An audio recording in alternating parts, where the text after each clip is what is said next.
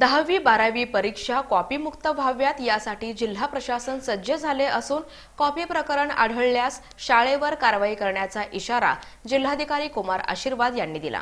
जिल्हाधिकारी कुमार आशीर्वाद यांनी याबाबत पत्रकार परिषद घेऊन अधिक माहिती दिली।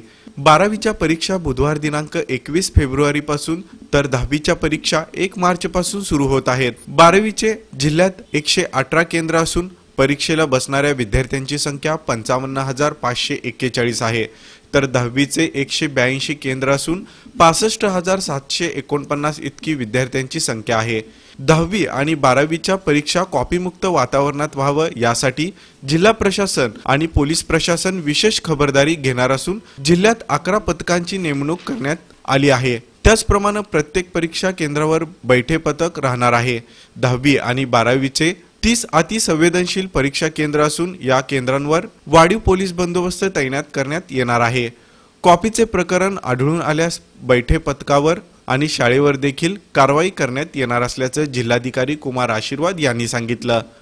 आमच्याकडे एकूण 30 अतिसंवेदनशील पथक आहेत, अतिसंवेदनशील केंद्र आहेत। 10वीचे परीक्षासाठी 14 अतिसंवेदनशील केंद्र आहेत आणि 12वीच्या परीक्षासाठी 16 अतिसंवेदनशील केंद्र आहेत।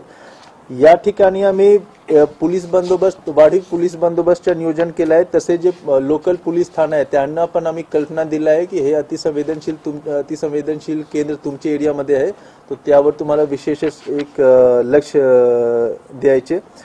मी आणि एसपी साहेब आणि सीपी साहेब आम्ही स्वतः 2-3 केंद्रला जे अतिसंवेदनशील केंद्र आहे त्यांनी आम्ही स्वतः जॉईंट व्हिजिट सुद्धा करणार। सीओ मॅडम पण आमच्या सोबत राहतील।